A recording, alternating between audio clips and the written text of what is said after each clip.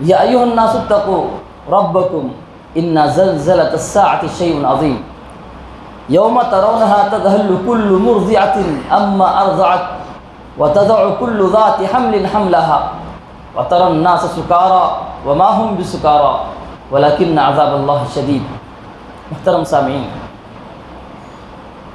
پچھلی تاخیرات میں ہم لوگوں نے عذاب قبر سے متعلق بہت ساری باتوں کو سنا، تو کچھ اشکالات ہیں ہمارے پاس، ان اشکالات کو میں لکھ کے لا لیا ہوں تاکہ آپ لوگوں کو ایسا نہ ہو کہ کوئی ایک اشکال بولوں اور دوسرا اشکال بھول جاؤں۔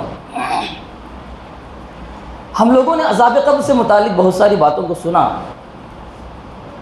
اس کے اندر ایک بہت بڑی حدیث برا بن عازب کی میں نے آپ لوگوں کے سامنے بیان کی تھی، جس سے ہمیں وہ احوال جو عذاب قبر کے اندر نیک انسان کو انعامات سے نوازا جائے گا، وہ برے انسان کو سزائیں دی جائیں گی، اچھے انسان کو اچھائی کے ساتھ بدلہ دیا جائے گا، برے انسان کو برائی کے ساتھ بدلہ دیا جائے گا۔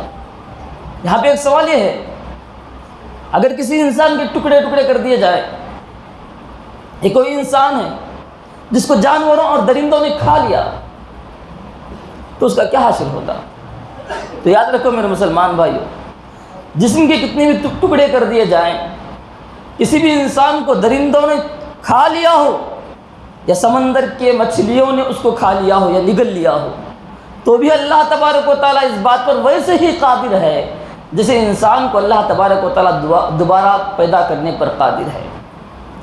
وہ حدیث کو یاد کیجئے جس آدمی نے کہا اللہ تبارک و تعالیٰ کے خوف سے کہ مجھے جلا دیا جائے اور میری راکھ کو سمندر کے پانی میں اور ہواؤں کے اندر بکھیر دیا جائے تاکہ اللہ تبارک و تعالیٰ کے سامنے میں کھڑا نہ ہو سکوں، یہ پورے درندے، یہ پوری مچھلیاں، یہ جو بھی آگ ہے، ساری کی ساری چیزیں اللہ تبارک و تعالیٰ کی مخلوق ہیں۔ اللہ ایک حکم دے، ساری کی ساری چیزوں کو اللہ تبارک و تعالیٰ جمع کرنے کا حکم دے گا تو وہ ساری چیزیں جمع ہو جائیں گی۔ جیسے اللہ تبارک و تعالیٰ نے وہاں حکم دیا تو اللہ تبارک و تعالیٰ نے اس کو جیسے پیدا کیا، اللہ تبارک و تعالیٰ ان لوگوں کو بھی ویسے ہی پیدا کر سکتا ہے۔ ایک دوسرا اشکال ہے کہ بعض لوگ کہتے ہیں کہ ہم نے قبر کے اندر موجود مردے کا مشاہدہ کیا، یا آپ لوگوں نے بھی دیکھا ہوگا کہ حدیث کے اندر تو آتا ہے کہ اس کو کوڑے برسائے جاتے ہیں، اس کو عذاب دیا جاتا ہے، لیکن مردہ ایسے ہی پڑا ہوا ہے، وہ کیسے عذاب ہوگا؟ تو یاد رکھو میرے مسلمان بھائیوں، پچھلے درس میں بھی میں آپ لوگوں کو اس بات کو واضح کرنے کی کوشش کی تھی کہ یہ برزخی زندگی ایک الگ دنیا ہے، یہ الگ دنیا ہے، لیکن ہم پھر بھی غور کریں گے، اپنے عقل سے اس بات کو سمجھ پائیں گے کہ ایک انسان جو آپ کے سامنے سو رہا ہے، وہ انسان خواب میں دیکھتا ہے کہ کوئی درندہ اس کو پھاڑ کے کھا رہا ہے، تو برابر اس درندے کے پھاڑنے کے درد کو محسوس کرے گا خواب کے اندر۔ کوئی انسان اپنے خواب میں دیکھتا ہے کہ کوئی اس پر بیٹھ کر اس پر ظلم و ستم کر رہا ہے، وہ برابر سویا ہوا انسان اس ظلم و ستم کو سہ رہا ہوگا، اس کی تکلیف کو برداشت کر رہا ہوگا، اور آپ دیکھ رہے ہیں برابر وہ سویا ہوا ہے، وہ اٹھ کر گھبرا کر پریشانی میں جب آپ کے سامنے بولے گا کہ مجھے ایسا ایسا خواب پڑا، تو آپ اس کے خواب کا اعتراف کریں گے، کیونکہ آپ نے بھی خواب میں اس طرح کی چیزیں دیکھی ہے۔ تو جس طریقے سے سامنے سویا ہوا انسان اس پر اثر انداز ہوتا ہے، اس کے اندر وہ ساری چیزیں وہ محسوس کر سکتا ہے جو چیزیں وہ خواب میں دیکھ رہا ہے، یہ عالم برزخ ہے، یہاں پر اس سے زیادہ محسوس کرے گا۔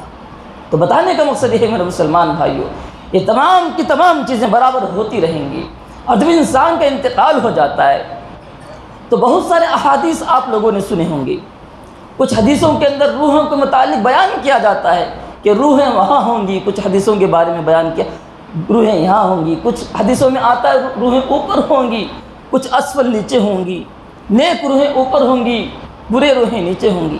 یہ تمام کے تمام احادیث کا جب آپ مطالعہ کرتے ہیں تو ان احادیث کے اندر جو بھی چیزیں بیان کی گئی روحوں کے تعلق سے، پوری کی پوری احادیثیں صحیح ہیں، صحیح احادیث کی بات میں کر رہا ہوں، کوئی حدیث دوسرے حدیث کے تعارض نہیں ہے، کسی حدیث کا دوسرے حدیث سے اختلاف نہیں ہے، ہر حدیث اپنے اعتبار میں اپنی معنویت میں دلالت کرنے والی ہے۔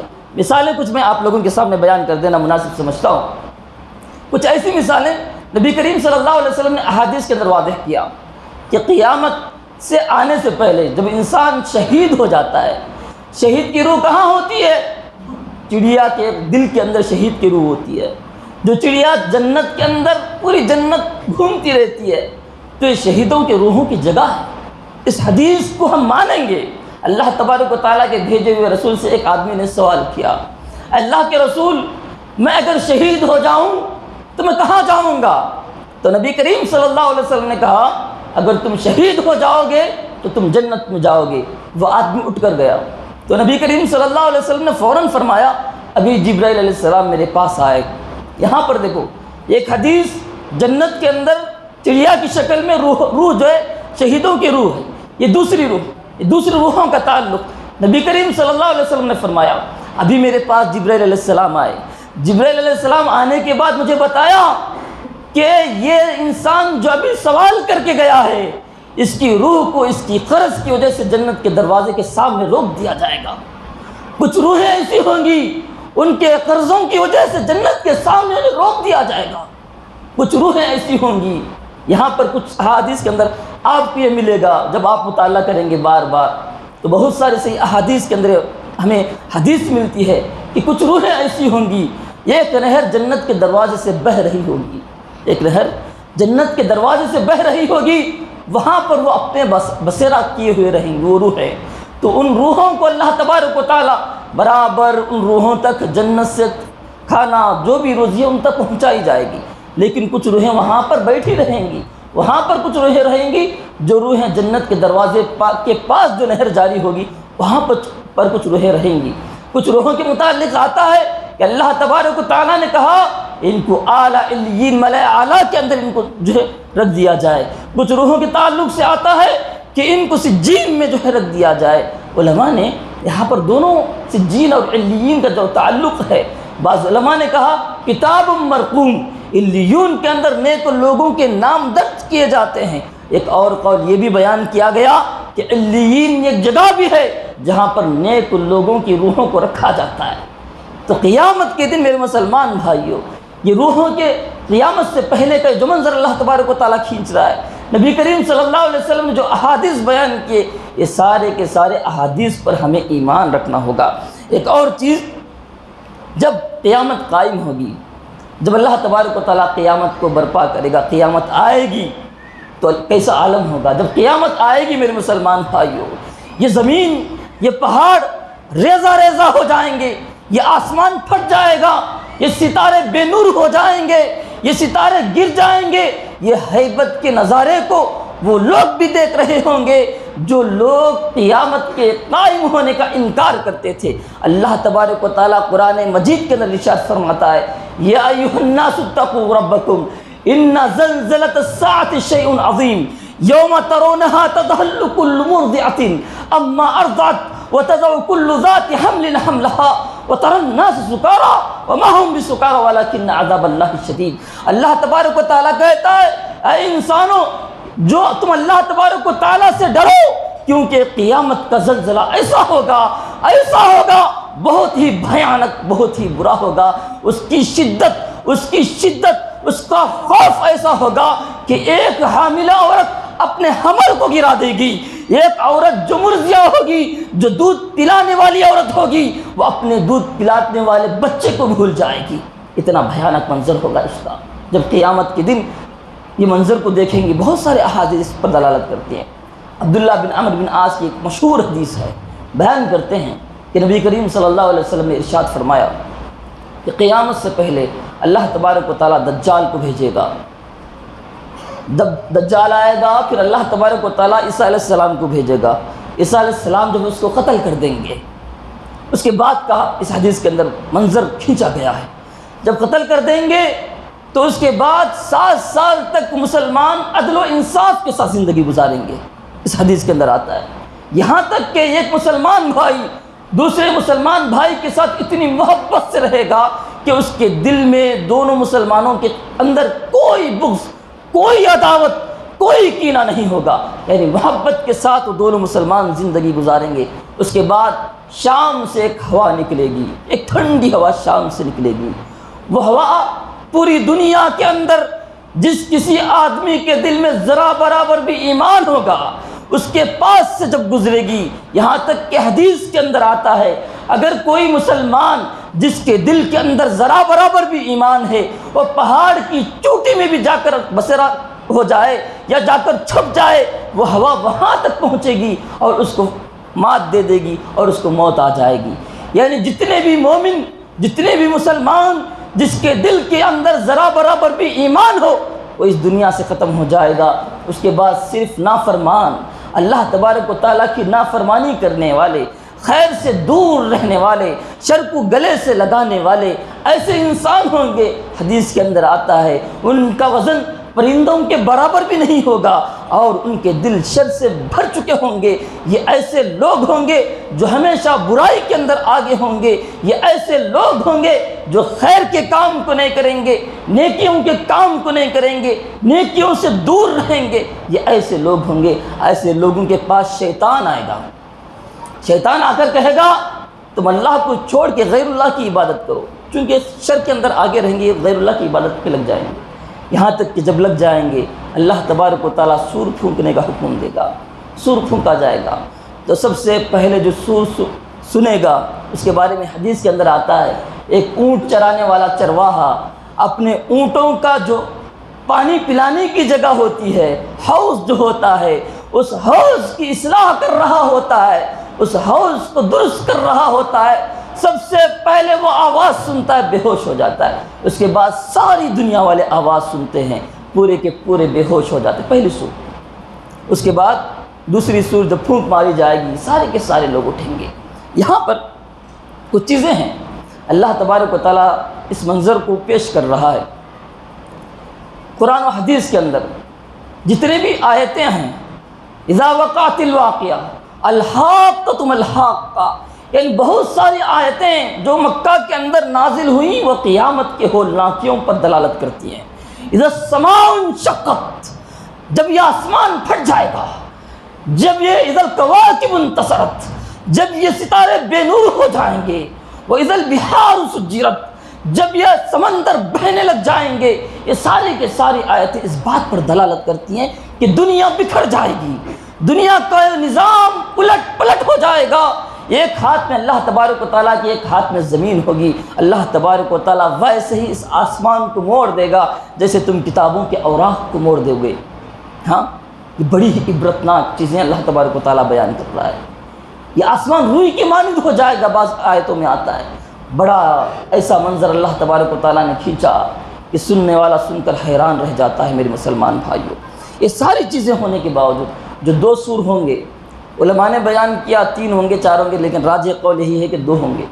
اب ان 2 سوروں کے درمیان جو احادیث بیان کیے جاتے ہیں، ابو ہریرہ کی حدیث ہے کہ 40 سال 40 دن یا 40 مہینے کتنا وقفہ ہوگا 2 سوروں کے درمیان، اس میں بھی اختلاف ہے، لیکن راجح قول یہی ہے کہ اس بات کو اللہ تبارک و تعالیٰ جانتا ہے۔ جن احادیث کے اندر یہ بات آئی ہے کہ وہ وقفہ 40 سال کا ہوگا، جن احادیث کے اندر آئی ہے، سارے احادیث ضعیف ہیں اگر آپ دیکھ لیں گے، واللہ اعلم بالصواب۔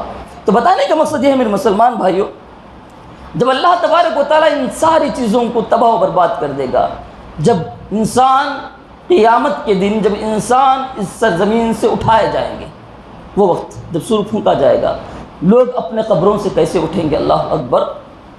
یاد رکھو، اسی لیے ہمیشہ خاتمہ بالخیر کی دعا کرنی چاہیے۔ جیسا انسان جیسے مرے گا قیامت کے دن ویسے ہی اٹھایا جائے گا۔ شہیدوں کے تعلق سے نبی کریم صلی اللہ علیہ وسلم نے فرمایا کہ کل قیامت کے دن یہ شہید ایسی حالت میں اٹھائے جائیں گے کہ ان کے جسم سے خون بہہ رہا ہوگا، تازہ تازہ خون ان کے جسموں سے بہہ رہا ہوگا، اور ان کے خون سے مشک سے زیادہ بہتر خوشبو آ رہی ہوگی، ویسے ہی وہ اٹھائے جائیں گے۔ ایک اور حدیث کے اندر آتا ہے، ایک آدمی، ایک صحابی رسول جن کو اونٹ نے کندل کے مار دیا، تو نبی کریم صلی اللہ علیہ وسلم نے ان سے کہا تھا، ان کے متعلق کہا تھا کہ ان کو ایسے ہی دفنا دیا جائے، یعنی جیسے حاجی جس لباس میں جاتا ہے ویسی حالت میں ان کو دفنا دیا جائے، کیونکہ کل قیامت کے دن لبیک اللہم لبیک لبیک لا شریک لک لبیک ان الحمد والنعمت لک والملک لا شریک لک کہتے ہوئے کل قیامت کے دن اٹھے گا، تلبیہ کہتے ہوئے اٹھے گا، کیونکہ اس کی موت ویسی حالت میں ہوگی۔ اسی لیے خاتمہ بالخیر کی دعائیں کریں میرے مسلمان بھائیوں۔ یہی نہیں، کل قیامت کے دن کچھ لوگوں کو ایسے اٹھایا جائے گا، ان کی گردنیں لمبی لمبی ہوں گی، لمبی لمبی گردنوں کے ساتھ انہیں اٹھایا جائے گا۔ یہ کون لوگ ہوں گے؟ جو لوگوں کو اللہ کی طرف بلانے والے، لوگوں کو نماز کی طرف بلانے والے، لوگوں کو کامیابی کی طرف بلانے والے، اذان دینے والے مؤذنین کی گردنیں کل قیامت کے دن لمبی لمبی گردنوں کے ساتھ اللہ تبارک و تعالیٰ ان کو بلائے گا۔ پوری دنیا دیکھے گی یہ دنیا کے اندر اذان دینے والا شخص تھا جو اللہ تبارک و تعالیٰ کی رضامندی کی خاطر اذان دیتا ہے۔ اللہ تبارک و تعالیٰ کل پوری قیامت کے دن پورے لوگوں کے سامنے، سب کے سامنے اللہ تبارک و تعالیٰ اس کو یہ اعزاز دے گا، یہ انعام دے گا۔ دیکھتے ہی پہلے ہی لمحے میں لوگ سمجھ جائیں گے یہ نیک انسان ہے، ہاں جنت پہ جانے والا انسان ہے، دیکھتے ہی لوگ پہچان لیں گے۔ یہی نہیں بلکہ وہاں پر کچھ لوگ آئیں گے جن کے لیے اللہ تبارک و تعالیٰ اپنے دہنی جانب ممبر، نور کے ممبر سجا کے رکھا، نور کے ممبر اللہ تبارک و تعالیٰ سجا کے رکھا ہے۔ ان کو ان ممبروں پر، ان کرسیوں پر اللہ تبارک و تعالیٰ جو ہے بٹھائے گا۔ یہ کون لوگ ہوں گے میرے مسلمان بھائیوں؟ یہ وہ لوگ ہوں گے جو دنیا کے اندر ذمہ دار تھے، دنیا کے اندر حکمران تھے، دنیا کے اندر بادشاہ تھے، دنیا کے اندر لوگوں کے ذمہ دار تھے، لیکن جب بھی مسئلہ اپنے خاندان والوں کا اور ایک عام آدمی کا آتا تھا، انصاف کرتے تھے، عادل تھے، عدل و انصاف کے ساتھ معاملہ کرتے تھے۔ کبھی ان کا دل رشتہ داری کی طرف نہیں کھینچا، کبھی ان کا دل اپنوں کی طرف نہیں کھینچا، ہمیشہ وہ عدل و انصاف کے ساتھ قائم کرتے تھے، عدل و انصاف کے ساتھ اپنی محفلیں برپا کرتے تھے، عدل و انصاف کے ساتھ فیصلہ کرتے تھے۔ تو اللہ تبارک و تعالیٰ ایسے معزز انسانوں کو اپنے دہنی جانب جو نور کے ممبر سجا کے اللہ تبارک و تعالیٰ رکھے گا، ان کو وہاں پر بٹھائے گا اللہ تبارک و تعالیٰ۔ اور کچھ لوگ آئیں گے، اللہ تبارک و تعالیٰ انہیں اختیار دے گا، حوروں کو اللہ تبارک و تعالیٰ ان کے سامنے کرے گا اور کہے گا جسے چاہے اختیار کرے۔ اللہ اکبر۔ یہ وہ لوگ ہوں گے میرے مسلمان بھائیوں جو لوگ زندگی کے اندر غصہ آتا تھا بدلہ بھی لے سکتا تھا۔ وہ مجھے گالی دیا، میں اس کو گالی دے سکتا تھا، وہ مجھے مارا، میں اس کو مار سکتا تھا، وہ مجھے تکلیف دیا، میں اس کو تکلیف کا اور زیادہ بدلہ لے سکتا تھا، لیکن وہ اپنے غصے کو قابو میں کرتا ہے، غصے کو برداشت کر لیتا ہے۔ غصے کو برداشت کرنے والے کے اللہ تبارک و تعالیٰ یہ انعام دیتا ہے کہ اللہ تبارک و تعالیٰ حوروں کو اس کے سامنے رکھ کر اللہ تبارک و تعالیٰ کہے گا دنیا کے اندر تو غصے کو پی جایا کرتا تھا، آج تیرا یہ اعزاز ہے کہ ان میں سے جس کو چاہے تو اختیار کر لے۔ یہ نیک لوگ ہوں گے، یہ نیک لوگوں کی روحیں ہوں گی میرے مسلمان بھائیوں۔ جب قیامت کے دن اللہ تبارک و تعالیٰ اٹھائے گا ان کو تو اتنا اعزاز و اکرام کے ساتھ اللہ تبارک و تعالیٰ اٹھائے گا۔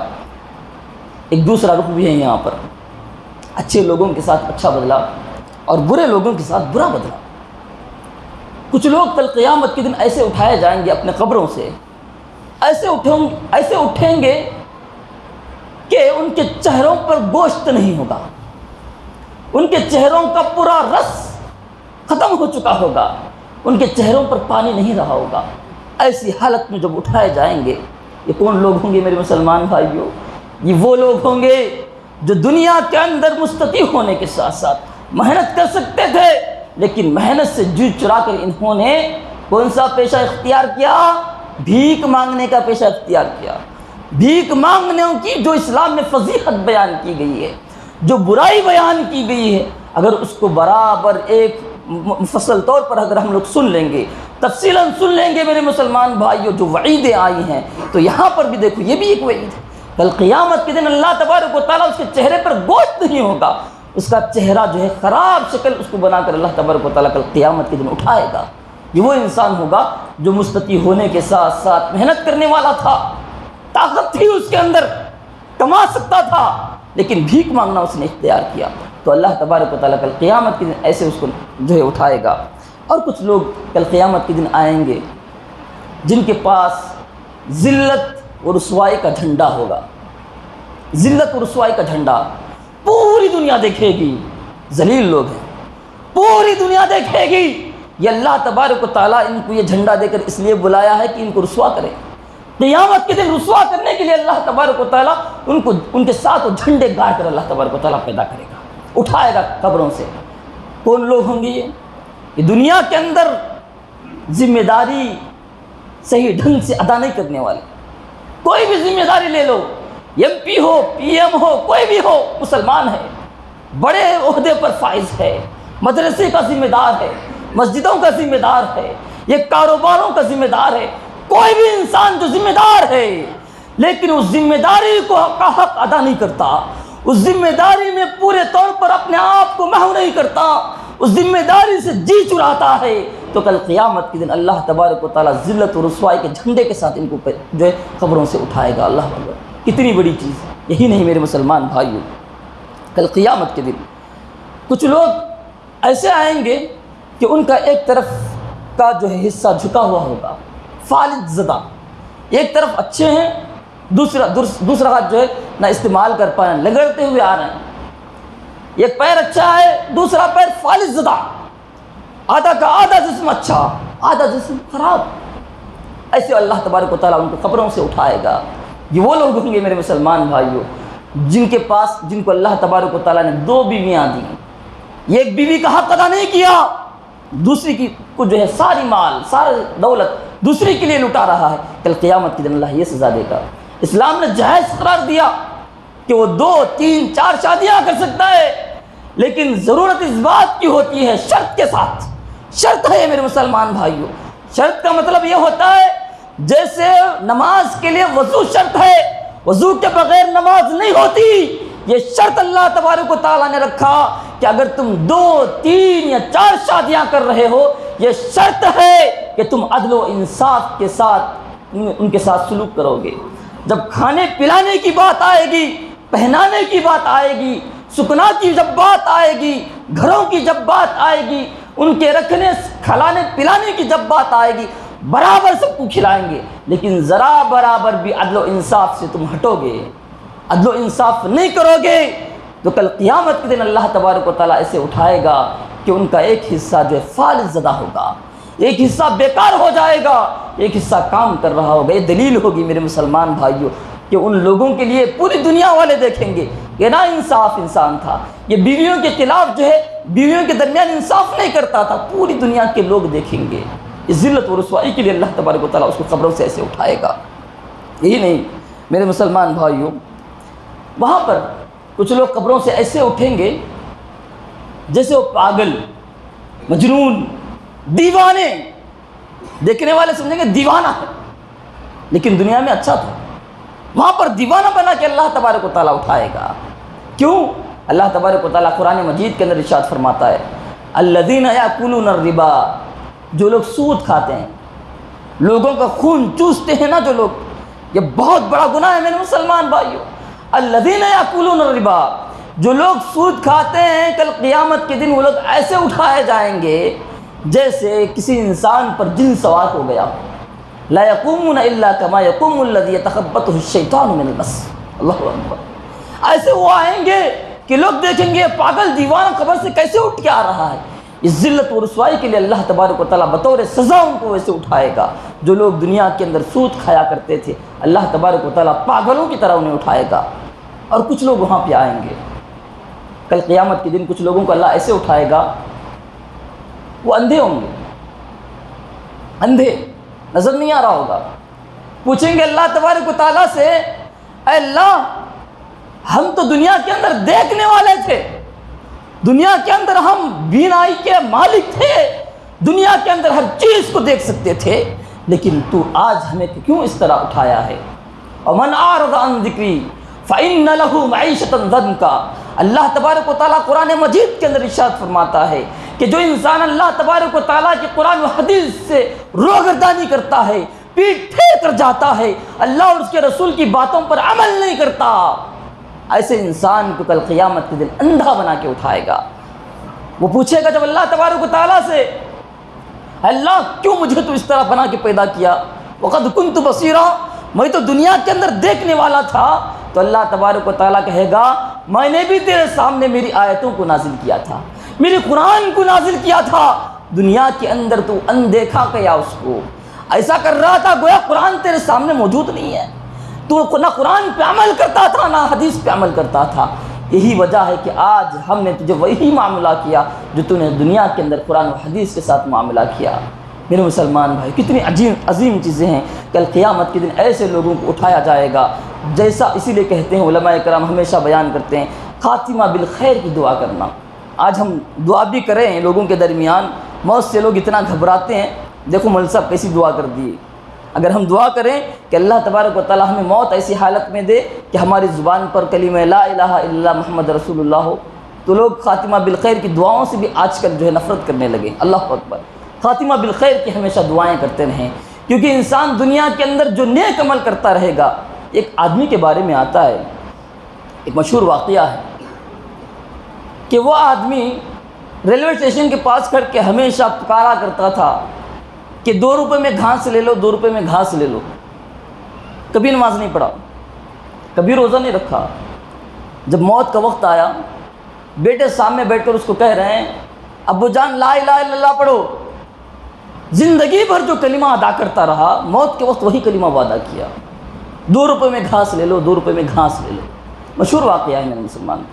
تو بتانے کا مقصد یہ ہے زندگی کے اندر ہمیشہ ذکر و اذکار کے دامن کو تھام لیں، اللہ کو یاد کرتے رہیں، خاتمہ بالخیر کی دعائیں کرتے رہیں.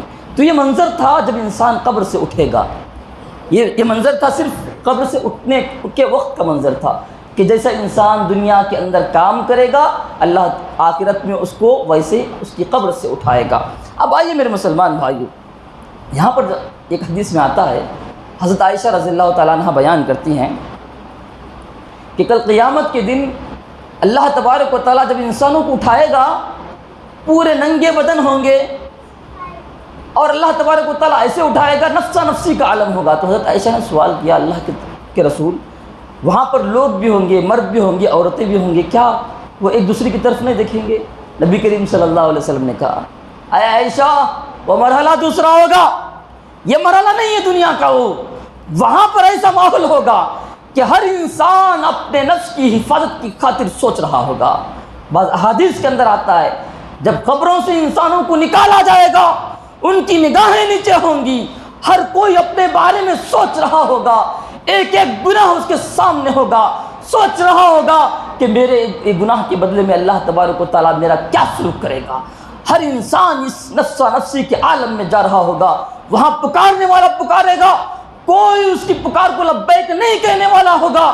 ہر انسان کافر ہوگا یا مشرک، گنہگار ہو یا نیک، ہر کوئی اس پکار کی طرف دوڑتا ہوا چلا جائے گا، کیونکہ اس کو اس کی زندگی کے اندر جو اعمال اس نے کیا اس کی فکر لگی ہوگی. اور ہر کسی کی نگاہیں نیچے ہوں گی، سوچتا ہوا جائے گا، سوچتا ہوا جائے گا.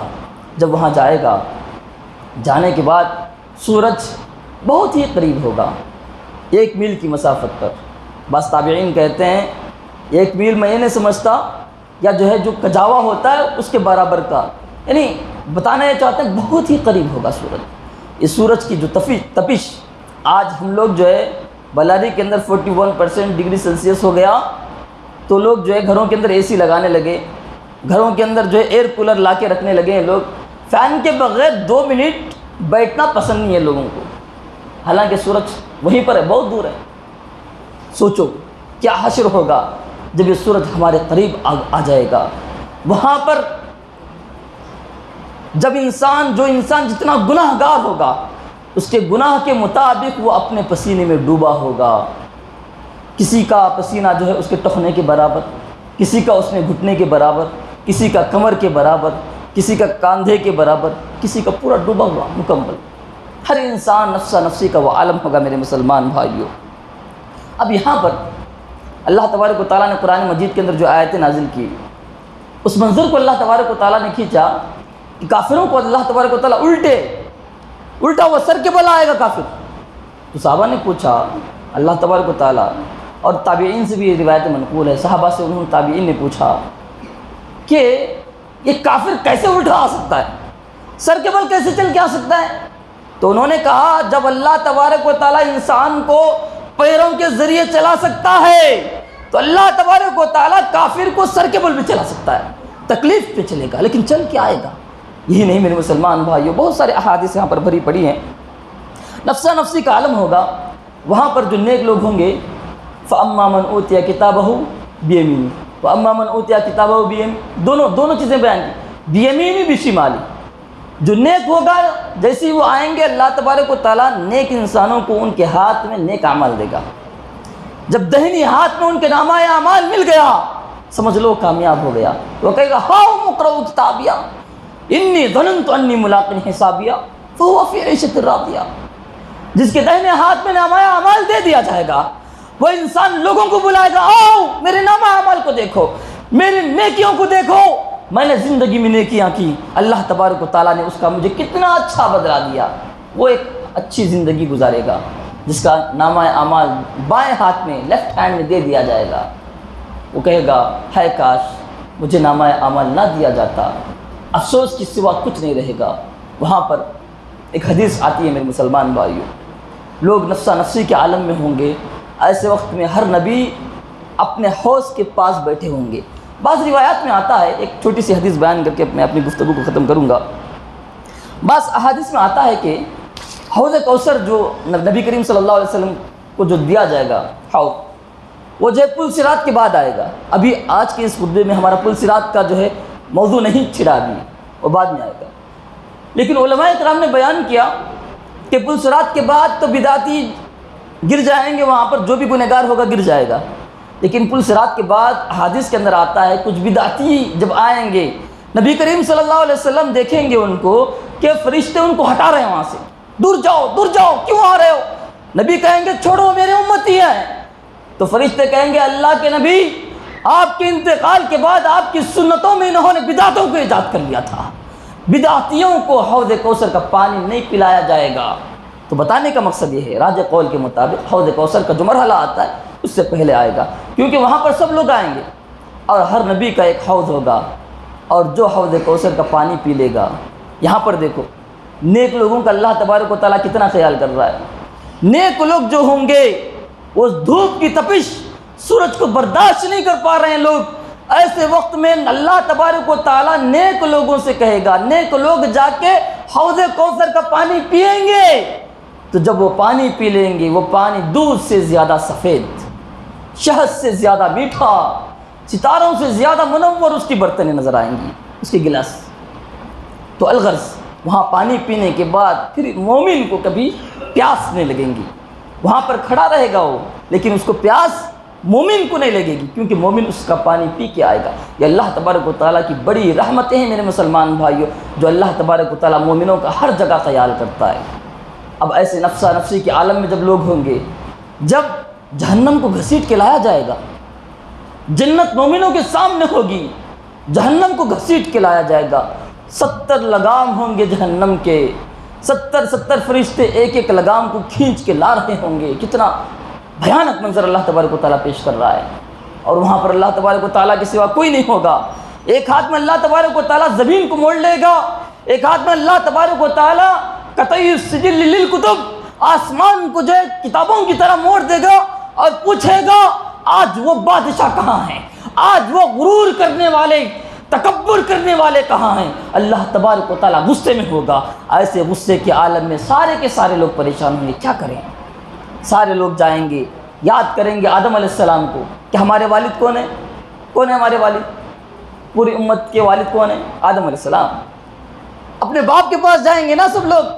بچے بھی ویسے کرتے ہیں دنیا کے اندر، ذرا سی مصیبت آ گئی دنیاوی کام کے اندر ابا کے پاس جاتے ہیں، کیونکہ بچے کا ہیرو کون ہوتا ہے؟ باپ ہوتا ہے. ہر باپ اپنے بیٹے کا آئیڈیل ہوتا ہے، ہر باپ اپنے بچے کا ہیرو ہوتا ہے. تو یہاں پر سارے لوگ جائیں گے کہاں پر؟ آدم علیہ السلام کے پاس. آدم علیہ السلام سے کہیں گے آدم علیہ السلام کیا آپ نہیں دیکھ رہے آپ کے بچے کتنی تکلیف میں ہیں؟ یہاں پر اللہ تبارک و تعالیٰ سے سفارش کرو کہ اللہ تبارک و تعالیٰ جو حساب و کتاب کا معاملہ ہے اس میں جلدی کر دے.